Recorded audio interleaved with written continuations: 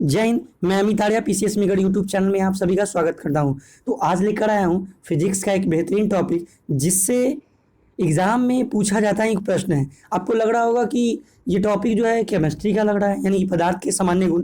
देखिए, फिजिक्स और केमिस्ट्री ये ऐसा टॉपिक है, मतलब ऐसा, ये जो पदार्थ के सामान्य गुण जो है ना, फिजिक्स और केमिस्ट्री दोनों से रिलेटेड कंबाइंड एक टॉपिक है, जिसका नाम है पदार्थ के सामान्य गुण। किसी भी एग्जाम की तैयारी कर रहे हैं, चाहे बीपीएससी हो, बिहार दरोगा हो, बिहार पुलिस हो, एसएससी हो, रेलवे हो, सचिवालय हो, यूपीएसआई हो, यूपीपीसीएस हो, किसी भी एग्जाम का यदि तैयारी आप कर रहे हैं, ठीक है ना, तो इससे एक प्रश्न आता है। ठीक है, तो चलिए स्टार्ट करते हैं। कौन कौन को क्वेश्चन आते हैं वो समझते हैं बारीकी से, इस चीज को याद रखिएगा, ठीक है ना। चलिए स्टार्ट करते हैं कि साबुन के बुलबुले का दाब वायुमंडलीय दाब से कम होता है अथवा अधिक, आप हमको बताइए। तो यह अधिक होता है। क्यों होता है?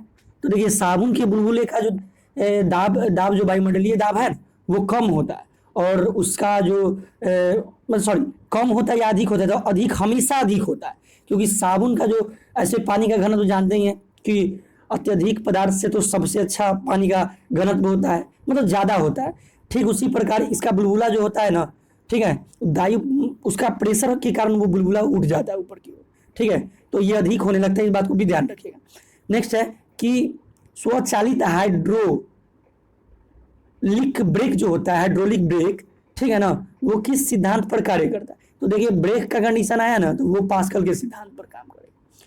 ठीक है, आगे देखते हैं। बॉक्स में कुछ इंपॉर्टेंट बातें आपको ध्यान रखना है एग्जाम में, इससे भी प्रश्न पूछे जाते हैं। तो बर्फीले क्षेत्र में शीतकाल में जब झील की ऊपरी सतह का पानी बर्फ में बदल जाता है ना, तब क्या होता है कि फिर भी उसके अंदर रहने वाले जलीय जीव जो होते हैं जीवित रहते हैं। ऐसा क्यों होता है पता है? क्योंकि पानी का घनत्व 4 डिग्री पर सबसे अधिक होता है। इसके कारण झील के भीतर जो है पानी नहीं जमता है, नहीं तो पता चला कि सब बर्फ हो जाता है। नहीं, हाँ, तो ये सिर्फ ऊपर जमता है, नीचे नहीं जमता। किसके कारण? तो 4 डिग्री सेल्सियस घनत्व के कारण जो है आपको ये देखने को मिलेगा। कितना है ना इंटरेस्टेड पॉइंट। चलिए नेक्स्ट है कि नदी से समुद्र में प्रवेश करने पर किस जहाज की क्या प्रतिक्रिया होती है? तो वह समुद्र में कुछ ऊपर उठता है, ठीक है, तभी ये प्रभाव देखने को आपको मिलेगा। नेक्स्ट क्वेश्चन है आपके सामने कि जब किसी झील की तली से उठकर वायु का बुलबुला ऊपरी सतह पर आता है, तो उसके आकार में क्या प्रभाव पड़ता है? तो वो उसका आकार बढ़ने लगता है, यानी कि बढ़ जाता है। ठीक है, इमेजिन कीजिए ना, आपको क्लियर समझ में आ रहा होगा।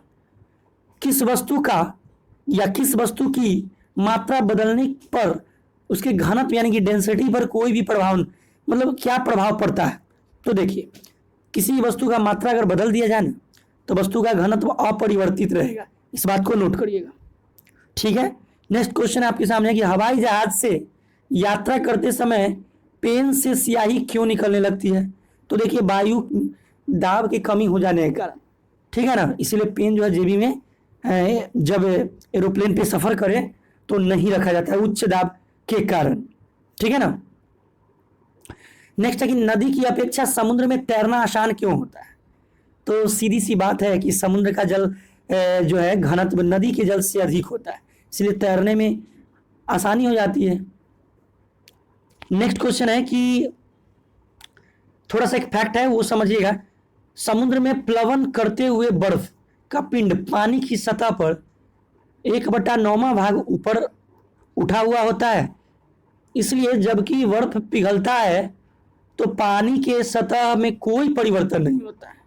कितना है ना इंटरेस्टेड पॉइंट। तो ये समझने वाली बात है, ठीक है ना। इससे बनकर आयोग एग्जाम में प्रश्न पूछ भी सकते हैं, अन्यथा नहीं पूछ सकते, लेकिन नॉलेज के लिए आपको बहुत ही जरूरतमंद चीज है। पृष्ठ तनाव का क्या कारण है? तो वो अणुओं के माध्यम या मध्य जो अणुओं के मध्य जो सहसंयोजक बल जो लगता है, ठीक है, वो आपको देखने को मिलेगा पृष्ठ तनाव की।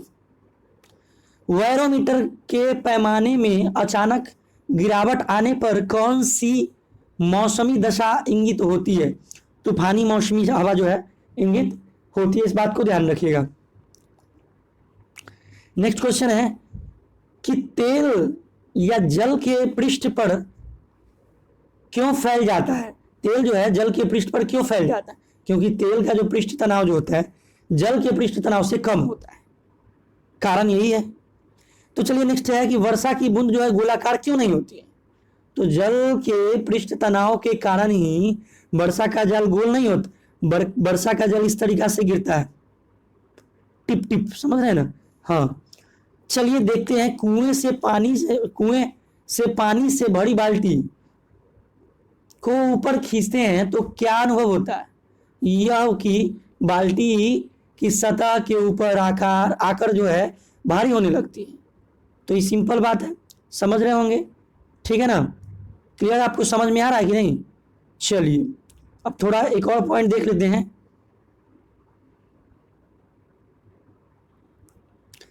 समझिएगा बारीकी से। क्या है कि वायुमंडल में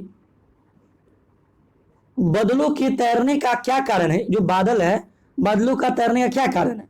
तो देखिए, वायुमंडल के घनत्व की तुलना में बादलों का घनत्व कम होता है, जिसके कारण बादल तैरने लगता है।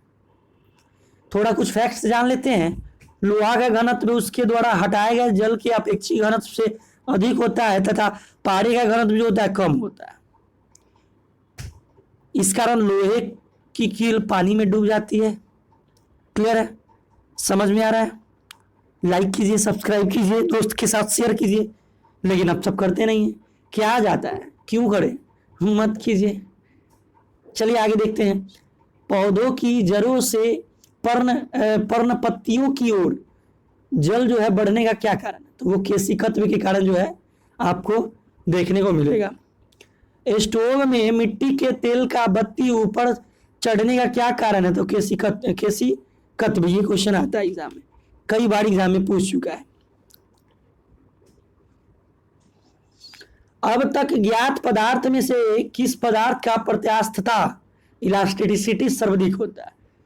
क्वार्टाइज जो है ये एक प्रकार का पदार्थ है जिसका प्रत्यास्थता जो है अत्यधिक है। अपमार्जक समझते हैं।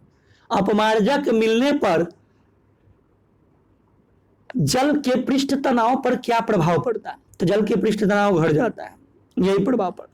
फाउंटेन पेन जो है किस सिद्धांत पर कार्य करता है? तो केशिकत्व के सिद्धांत पर नीचे से ऊपर जो जाता है उसके कारण काम करता है। समुद्रीय तल पर एक वायुमंडलीय दाब का मान कितना होता है? तो 1.013 गुने 10 के पावर 5 पास्कल के बराबर होता है। नेक्स्ट है कि जल का अपेक्षित घनत्व जो है किस ताप पर सर्वाधिक होता है? तो वो आपको देखने को मिलेगा 4 डिग्री सेल्सियस पर, ठीक है? माइनस नहीं समझ लीजिए। जल से भारी बाल्टी को हिलाकर छोड़ देने पर कुछ समय पश्चात जो है जल अपने आप स्थिर हो जाता है। क्यों? श्यानता के कारण। श्यानता के कारण ही स्थिर हो जाता है, अन्यथा हमेशा डोलते रहता है। नेक्स्ट है कि धातु की शुद्धता ज्ञात करने में किस सिद्धांत का प्रयोग किया जा सकता है?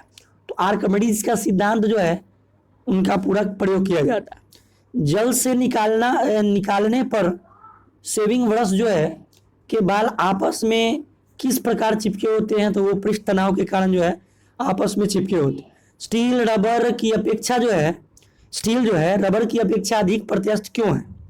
तो देखिए, स्टील के लिए अधिक विरूपक बल की आवश्यकता होती है, इसीलिए रबर में थोड़ा कम दीजिएगा तो वो टूट जाएगा।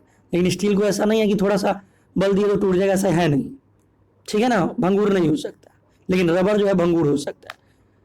वाहनों में स्नेहक तेल, ठीक है, का प्रयोग क्यों किया जाता है? तो घर्षण कम करने के कारण किया जाता है।